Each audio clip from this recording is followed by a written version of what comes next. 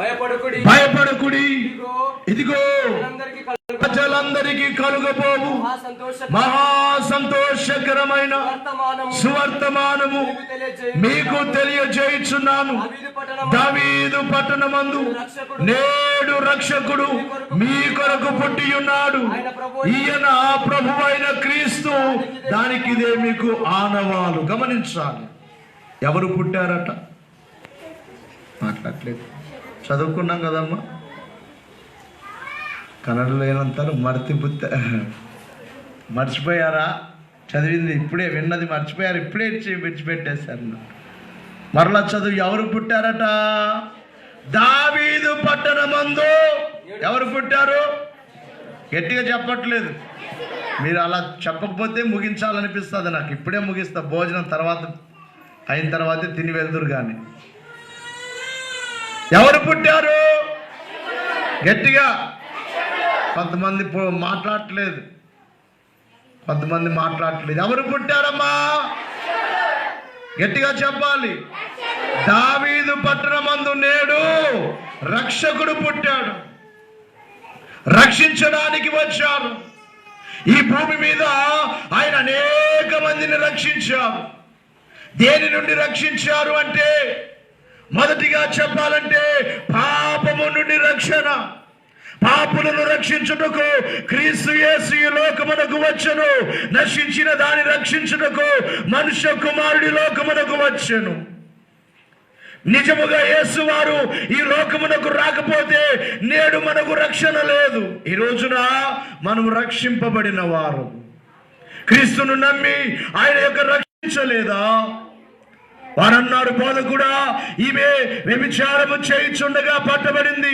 ఇలాంటి స్త్రీలను రాళ్లతో కొట్టి చంపమని మోషే ధర్మశాస్త్రములో, రాళ్ళు రువ్వమని మోషే ధర్మశాస్త్రములో వ్రాయబడింది. మీరేం చెబుతారు బోధకుడా అన్నప్పుడు ప్రభు ఏమన్నారు? మీలో పాపము చేయని వాడు మొదటిగా ఆమె మీద రాయి వేయండి.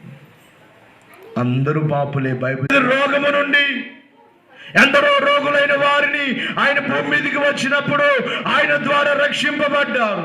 కుష్ఠరోగులైన వారికి రక్షణ లేని ఆ దినాల్లో, నీచముగా చూడబడుచున్న దినాల్లో, ఊరి బయట పడవేయుచున్న దినాలలో కుష్ఠరోగులైన వారిని ఆయన ముట్టి రక్షించారు. కుంటి వారిని, నడవలేని వారిని ఆయన ముట్టి ఆయన లేపి నడిపించారు. పక్షవాయువుతో ఆకాశము కింద పాపము నుండి రక్షించాడు. రోగము నుండి రక్షించాడు. మీ ముందు నిలబడిన ఇక్కడ అక్కడ మొత్తం సంఘమంతా కలిపితే ఇప్పుడు కట్టిన మందిరం, అలాంటి మందిరం డబల్ కట్టాలి. దాదాపుగా 100 అడుగుల పొడవు, వీలైతే 70 అడుగుల వెడల్పు కడితే మన 4 సంఘాల బిడ్డలకు సరిపోతుంది. అంత సేవ దేవుడు ఇచ్చాడు. ఇప్పుడు దేవునికి మహిమ కలుగును గాక. ప్రియులారా, ఎందుకు ఈ మాటలు చెబుతూ ఉన్నాను అంటే, నన్ను రక్షించాడు దేవుడు. ఇక ఎన్నో కుటుంబాలకు రక్షణ లేదు. కరోనా ద్వారా ఎందరో యవ్వనస్తులు కూడా చనిపోయారు. ఒక దినమున న్యూస్ చూస్తుంటే ఆ టీవీలో ఒక యవ్వనస్తుడు ఏడుస్తూ చెప్తుంది న్యూస్లో, నేను కూడా చనిపోవాలనుకుంటున్నాను, కానీ ఇదిగో నా బిడ్డల కోసం బ్రతుకుతున్నాను. ఎన్నో కుటుంబాలకు రక్షణ లేదు. ఎన్నో గృహాల్లోనికి ఇదిగో రోగం వచ్చేస్తుంది. మరణం అనేక గృహాల్లోనికి వెళ్ళిపోతుంది, అనేకుల మీదకి వెళ్ళిపోతుంది. కానీ దేవుని నమ్మిన బిడ్డలైన వారికి రక్షకుడు ఉన్నారు. నిజము. ఆయన సన్నిధిలో మొరపెట్టిన మొర విన్నారు. అద్భుత రీతిగా దేవుడు అందరికీ క్షేమమును దయచేశారు. ఆయన రక్షకుడు రక్షించడానికి వచ్చారు. ఇక రెండవ మాట ఏమిటంటే, ఆయన మన దగ్గర ఉండేందుకు వచ్చారు. అందుకని చాలా మార్లు నేను చెప్పే మాట, కొంతమంది అబ్బాయిలు అమ్మాయిలు కూడా స్నేహం చేసుకుంటారు. స్నేహం అనేది స్థిరముగా ఉండేది కాదు, కొంతకాలమే. కొద్ది రోజులు కలిసి ఉంటారు, కొద్ది రోజులు గొడవ పడతారు, కొంతమంది మాట్లాడకుండా విడిచిపెట్టి వెళ్తారు. అది స్నేహానికి సంబంధించింది. అమ్మ బాబు వినండి, మాట్లాడొద్దండి.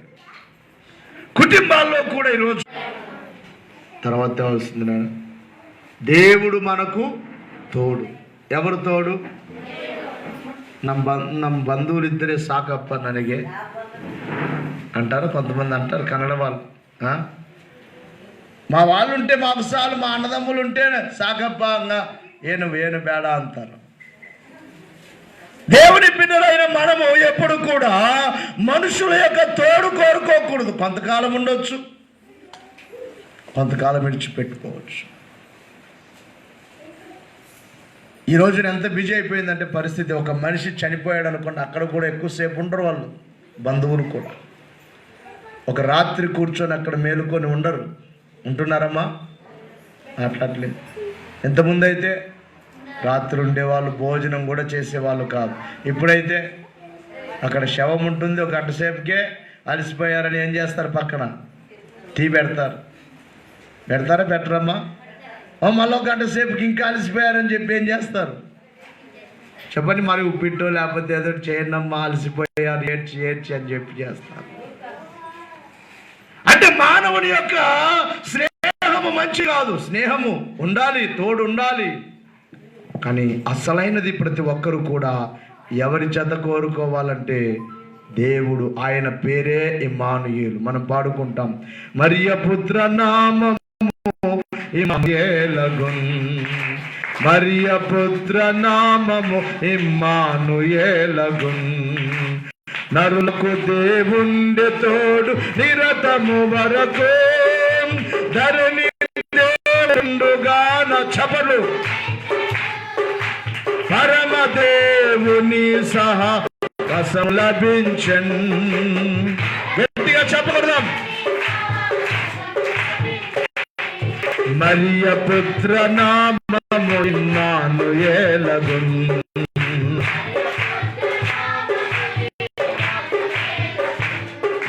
నరులకు దేవుండే తోడు, ధరణి దేవుడుండుగాన పెరుమన్నడున్.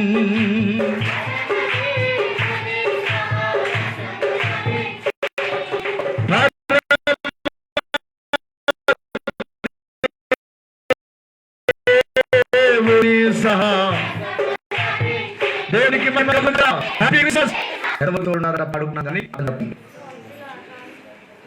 ఎంతవరకు? నరులకు దేవుండు తోడు నిరతము వరకు. అంటే మనం చనిపోయినా దేవుడు మనల్ని విడిచిపెట్టాడు. నిజంగా దేవుని నమ్మినలతో అంటే భూమి మీద ఉన్నంత వరకు మనకు తోడుగా ఉంటారు. ఈ లోకాన్ని విడిచిపెడితే ఆయన దగ్గర తీసుకెళ్ళి పెట్టుకుంటారు. బాగా అర్థం చేసుకోండి. ఆయన పేరేంటి చెప్పండమ్మా? యేసయ్య పేరేంటి? మొదటిగా ఏ పేరు? రక్షకుడు. రెండవదిగా ఇమ్మానుయేలు. అందుకనే మనుషుల యొక్క తోడు, మనుషుల మీద ఆధారపడవద్దు. ప్రతి ఒక్క విశ్వాసికి నేను చెప్పే మాట, మనము దేవుని తోడు కోరుకోవాలి. నరులకు దేవుండే తోడు నిరతము వరకు. ఇలా వినాలి, ఎవరైతే దేవుని తోడు కోరుకుంటారో వారు ధన్యుడు. మనుషుల యొక్క తోడు, మనుషుల మీద ఆధారపడడం ఎవరైనా కావచ్చు, ఇంట్లో వారు కావచ్చు. నేను చెప్తున్నాను సేవకునిగా, నీ భర్త మీద నీవు ఆధారపడవద్దు, నీ భార్య మీద నీవు ఆధారపడవద్దు, నీ తల్లిదండ్రుల మీద నీవు ఆధారపడవద్దు, నీ పిల్లల మీద నీవు ఆధారపడవద్దు. ఎవరి మీద ఆధారపడు? ఎవరున్నారని? దేవుడు నాకున్నారు, ఇమ్మానుయేలు నాకున్నారు అని అనుకుంటే ఎంత బాగుంటుందో జీవితం. నేను ఊరికే వట్టి మాటలు చెప్పడం కానీ సాక్ష్యంగా చెప్తాను కొన్ని విషయాలు మీకు. నిన్నటి దినమున నాకు 10,000 రూపాయలు కావాలి. ఈరోజు ఓపెనింగ్ మందిరం డెకరేషన్ కొరకు చాలా ఖర్చు, అన్నిటి కోసం ఇంకా కొంత మిగిలింది, బేల్దారులకు కొంత ఇవ్వాలి. 10,000 కావాలి. అడిగాను, 2-3 అడిగాను. ఉంటే ఇచ్చేవారే, మరలు ఇప్పించుకునేవాడిని, ఇచ్చేవాడిని. లేదన్నారు. ఏం చేయాలో ఉదయం అర్థం కావట్లేదు. ప్రభుని అడిగాను. ప్రభు అయితే చెప్తున్నా, నేను ఉన్నాను కదా. పని ప్రారంభించినప్పుడు కూడా ఏమి లేకుండా మందిరం పని ప్రారంభించాం. మోకరించి ప్రార్థన చేస్తుంటే, నేనున్నాను కదా, ఎందుకు నీవు భయపడుతున్నావు, ఎందుకు నీవు అధైర్యపడుతున్నావు, ముందుకు వెళ్ళు అని ప్రభు నాతో మాట్లాడుతున్నాను. కానీ మానవ శరీరం కాబట్టి ఒక్కోసారి ఆలోచన వస్తుంది, ఆ ధైర్యం వస్తుంది. ఇంత పని ఉంది, ఓపెనింగ్ జరగాలి, ఎలాగానే ఆలోచన వస్తుంది. అయితే అద్భుతం ఏంటంటే ఉదయం ఒకరు, అయ్యా మా ఇంటికి వచ్చి ప్రార్థన చేస్తున్నాండి అయ్యా అన్నారు. అని 5,200 రూపాయలు కానుకిచ్చారు. చప్పట్లు కొడదాం. ఉదయాన్నే, నిన్న ఉదయం మరలా మధ్యాహ్నానికి ఒకరు 5,000. సరిపోయిందా? చెప్పండి. అలా ఉంటుంది. ఎవరు తోడుగా ఉంటే చెప్పాలి గట్టిగా. నాకేమీ కొదువా నాదుడుండా అన్నారు మన అయ్యగారు. ఎవరుండాలి? నా తండ్రి నాతో ఉంటే నాకేం కొదువా. అందుకని క్రిస్మస్ సందర్భముగా ఈరోజు నీవు ఒక తీర్మానం చేసుకో. అయ్యా, 2020వ సంవత్సరంలో కష్టకాలములో నీవు నన్ను విడువలేదు, నాతో ఉన్నావు. ఎన్నో కుటుంబాల్లో దుఃఖము మరణము కలిగినప్పటికీ నన్ను నీవు నా వెన్నంటి ఉండి నడిపిస్తున్నావు, నాతో ఉండి నడిపించావయ్యా. 2021లో కూడా ఇమ్మానుయేలు దేవా నీవే నాతో ఉండాలి. దేవుడు తోడుగా ఉండాలా వద్దా? చెప్పండమ్మా. ఉండాలన్న వారందరూ చేతులు ఎత్తండి.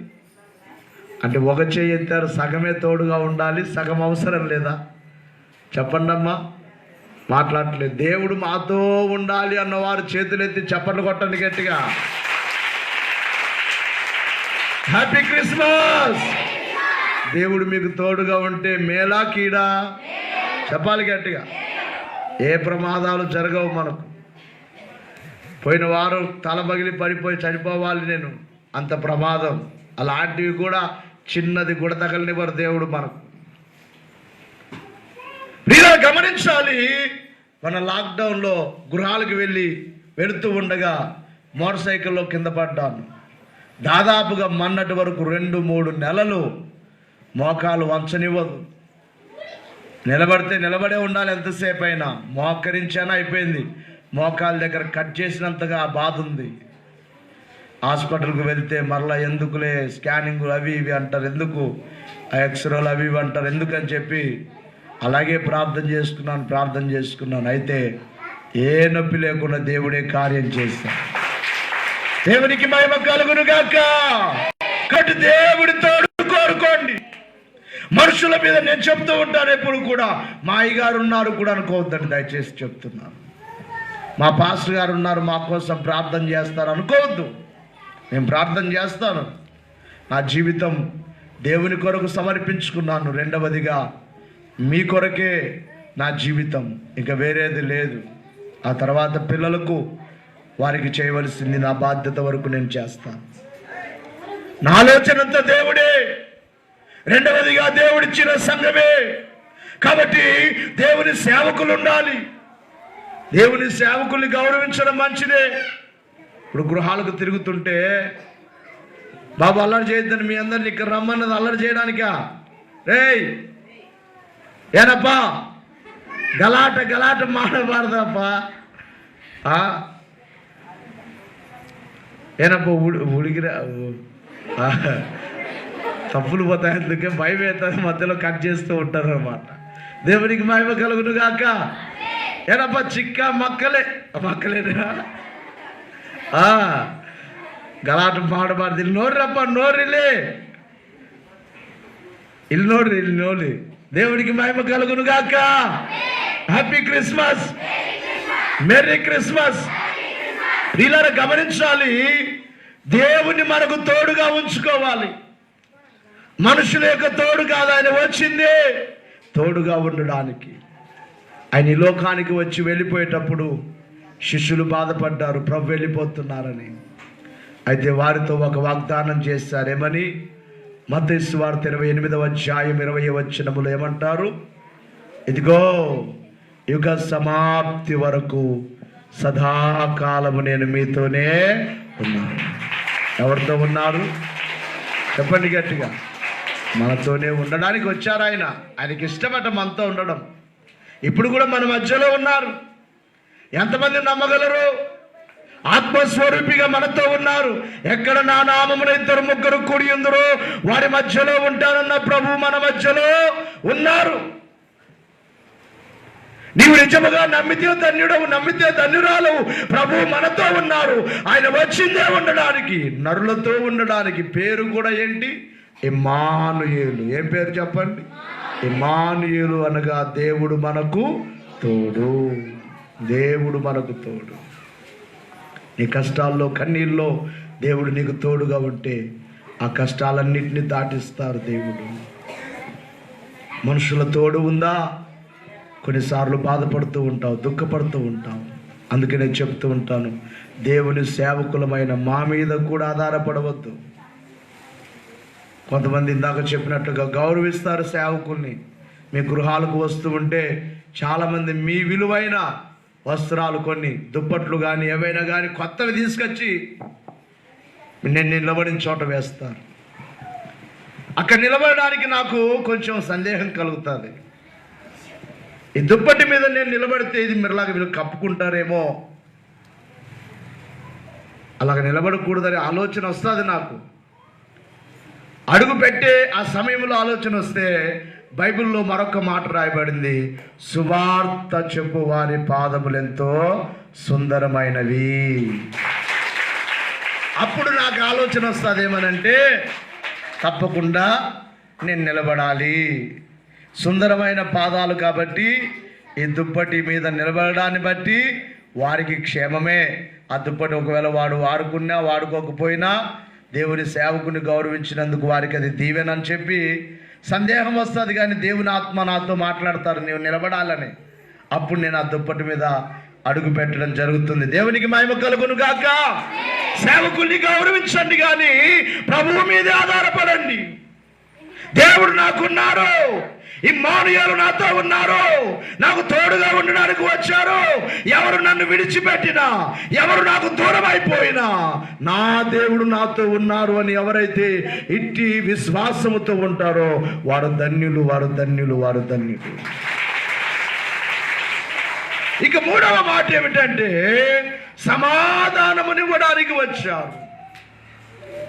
యేసువారు మొదటిగా రక్షించుటకు వచ్చారు, రెండవదిగా ఆయన తోడుగా ఉండడానికి వచ్చారు, ఇమ్మానుయేలుగా వచ్చారు, మూడవదిగా షాలేము రాజుగా వచ్చారు. అన్ని ఆయన పేర్లే. రక్షకుడు అంటే రక్షించడానికి, ఇమ్మానుయేలు అంటే తోడుగా ఉండడానికి, ఇక మూడవదిగా షాలేము రాజు అంటే దేనికి రాజు? షాలేము రాజు అంటే అర్థం ఏంటి చెప్పండమ్మా. బైబిల్ చదివిన వారు చదువుతున్నారు లేదమ్మా తల్లులు? సమాధానమునకు రాజు. యేసు లేకపోతే సమాధానం లేదు. డబ్బున్నా, అందమున్నా, ఐశ్వర్యమున్నా, బంగారమున్నా, ఏమున్నా సమాధానం. ఒక ఆయనట అందరిని అడుగుతూ వెళ్తున్నారట, బాబు సంతోషం ఇస్తారా?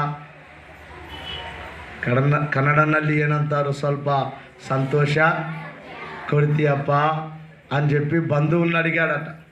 ಇಲ್ಲಪ್ಪ ನಮಗೆ ಇಲ್ಲ, ನಮ್ಮ ಮನೆಯಲ್ಲಿ ಎಷ್ಟೋ ನಮಗೆ దుఃఖం ఉంది, బాధలున్నాయి, కష్టాలున్నాయి, కన్నీరున్నాయి, మాకే లేదు, నీకెక్కడ తెచ్చిస్తామన్నారట. ఎవరిని అడిగినా సంతోషము ఇవ్వట్లేదు. అందుకని ఆయన పాటగా పాడారేమని ఒకసారి వాయించిన, సంతోషము ఎదట ఉందని సమాధానమెచట నాకు దొరికేనని, సంతోషము చెప్పడం గట్టిగా, సమాధానమెచట నాకు దొరికేనని, బంధువులను అడిగాను, స్నేహితులను అడిగాను, బంధువులను అడిగాను, స్నేహితులను అడిగాను, చివరికది నీలోనే కనుగొన్నాను. ఎంత మంచి దేవుడవయ్యా యేసయ్యా, నా చింతలన్నీ తీరేనయ్యా నిన్ను చేరగానా, చింతలన్నీ పాడాలందరూ. సంతోషము ఎచట ఉందని సమాధానమెచట నాకు, బంధువులను అడిగాను, స్నేహితులను అడిగాను, బంధువులను అడిగాను, చివరికది నీలోని కనుగొన్నాను. గమనించాలి, ఎవరి దగ్గర దొరుకుతుంది? మాట్లాడలేదండి. సమాధానం ఎక్కడ దొరుకుతుంది? మీ బాధ తట్టుకోలేక, మీ భర్తల్ని మీరు పెట్టే బాధ తట్టుకోలేక సమాధానం కోసం ఎక్కడికి వెళ్తారు సాయంకాలం కాగానే? చెప్పండి, మీరే చెప్పండి మీ మాటతో. ఎందుకు త్రాగడానికి వెళ్ళావంటే ఏం చేస్తావు? నా ఇంట్లో సమాధానం లేదు, పిల్లలతో సమాధానం లేదు, భర్తతో సమాధానం లేదని చెప్పి ఏం చేస్తారు? ఒక క్వార్టర్ 2 క్వార్టర్లో వేసుకుంటే నెమ్మది వస్తుందని తాగుతారట వాళ్ళు. నిజమేనా? కాదు కాదు. కళ్ళు సారా బ్రాంది, ఇల్లు నొడలా గుల్లా, తల్లి పిల్లలు నీవు, వినండి చెప్పలు కొట్టదు, దారిద్ర్యము పాలు అన్నారు దైవజనులు. కళ్ళు సారా బ్రాంది, ఇల్లు గుల్ల అయిపోతుందట. ఏమైపోతుంది? సంపాదించి ఇల్లారా తీసుకెళ్ళి అక్కడ పెడితే సమాధానమే ఉంది, ఇంకా గొడవ ఎక్కువైపోతుంది. నీ బ్రతికేట్రా అంటారు మీరు. ఎందుకు బతుకుతున్నావురా? ఈ బ్రతుకు చావురా, తాగి తాగి తాగి అని చెప్పి అంటారు, తిడతారు భార్యలు. ఇంకా గొడవ ఎక్కువైపోతుంది, దరిద్రం ఎక్కువైపోతుంది. సమాధానం ఎక్కడ దొరుకుతుంది? కొట్లో దొరుకుతుందా? కూరగాయలు ఎక్కడ దొరుకుతాయి? మందుల షాప్కి వెళ్ళి ఏనప్పా 1 కేజీ ఏనంటారు వంకాయల్ని, బదనేకాయ 1 కేజీ బదనేకాయ కొడప్ప అందరూ ఏనంటారు? ఏనప్ప నిన్ను కన్ను కానకల్లప్ప నినగే ఇది ఏను అంటారు. అంటారా? ఇది ఏమి కూరగాయల మార్కెట్ అనుకున్నావా, లేకపోతే మందుల షాప్ కనిపించట్లేదా నీకు అంటారు.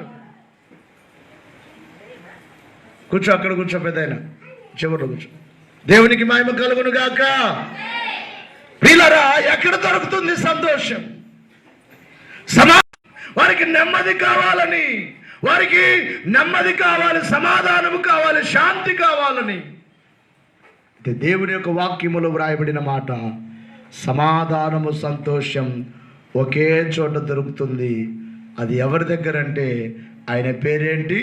షాలేము రాజు, అంటే సమాధానమునకు రాజు. ఇక్కడే దొరుకుతుంది, ఇంకెక్కడెక్కడికి దొరకదు. డబ్బు ఖర్చు పెట్టుకున్నా దొరకదు.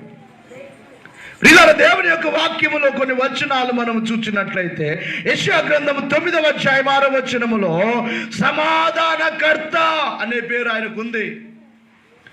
లూకా సువార్త 1వ అధ్యాయము 79వ వచనములో వ్రాయబడిన మాట, ఆయన మనలను సమాధాన మార్గములో నడిపిస్తాడు.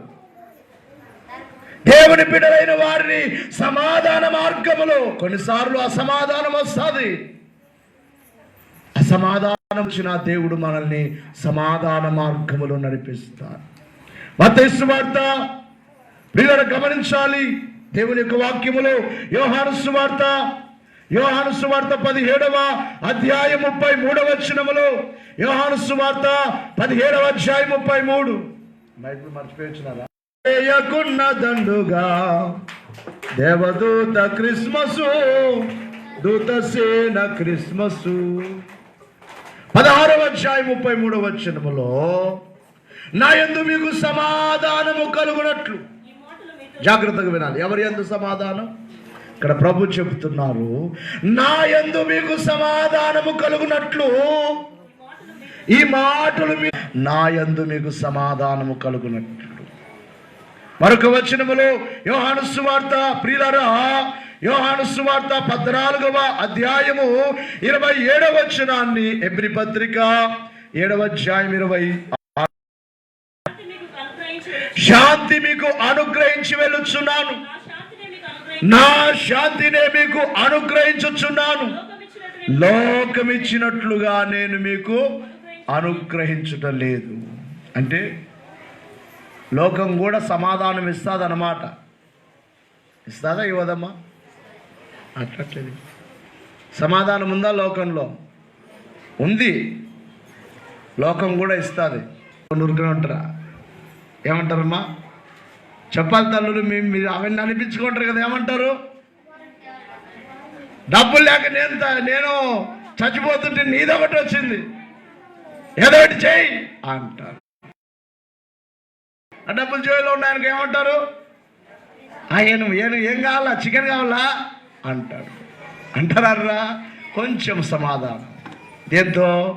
డబ్బుతో, బంగారంతో, కొంచెం బంధువులతో కొద్దిసేపు.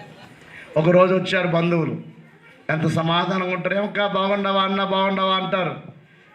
ఒక వారం ఉన్నారనుకో, యావాగు ఊగిద్రప్పా అంటారు. నిజమా కాదా ఈ మాటలు? మీకు అర్థమవుతుందమ్మా? మాట్లాడిస్తారా లేదా? అన్నావా ఆ తల్లిదండ్రుల దగ్గర ఒక నెల ఉండిపోతారంటే ఏమంటారు?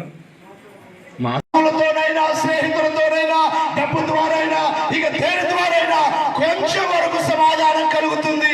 అయితే ప్రభువైన యేసుక్రీస్తు వారు ఈ లోకమునకు వచ్చిన సమాధానకర్త చెప్పే మాట ఏమిటంటే, నేను లోకం ఇచ్చినట్లుగా మీకు సమాధానము ఇవ్వను. లోకం ఇచ్చినట్లుగా, లోకం ఇచ్చినట్లుగా మొదటిగా రక్షించడానికి వచ్చారు, రెండవదిగా తోడుగా ఉండడానికి వచ్చారు, మూడవదిగా సమాధానం ఇవ్వడానికి వచ్చారు, ఇక నాలుగవదిగా ఏమిటంటే ఆశీర్వదించుటకు వచ్చారు. ఎందుకు వచ్చారు? ఆశీర్వదించడానికి. ఆయన ధనవంతుడై ఉండి తిమోతికి కొరింథీయులకు రాసిన రెండవ పత్రిక కొరింథీ రెండవ పత్రిక వీళ్ళ గమనించాలి, 8వ అధ్యాయం 9వ వచనం. మరి మీరు మన ప్రభు అయిన యేసుక్రీస్తు కృపను ఎరుగుదురు కదా. కాదు, ఎవరు మనము? ఎందుకు? మనలను ధనవంతులుగా చేయుట కొరకు ఆయన ఏమైపోయాడట? దరిద్రుడైపోయాడు అని బైబిల్లో రాయబడింది. ఎంత దరిద్రుడంటే, ఈ రోజున ఆయన పుట్టిన జన్మదినాన్ని చేసుకుంటున్నాం.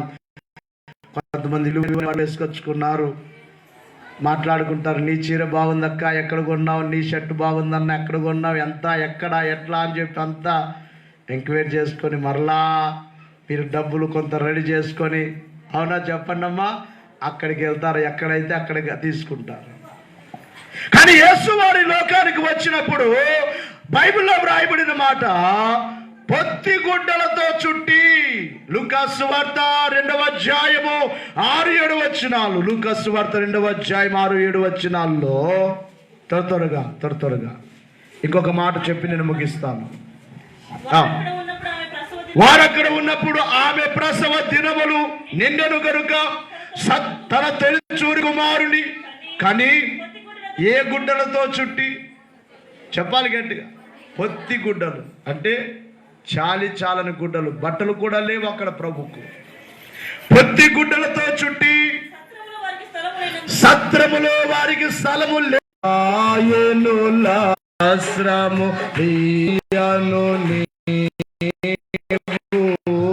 మహిలో పుట్టిదివా మాకు మహిమ వస్త్రము,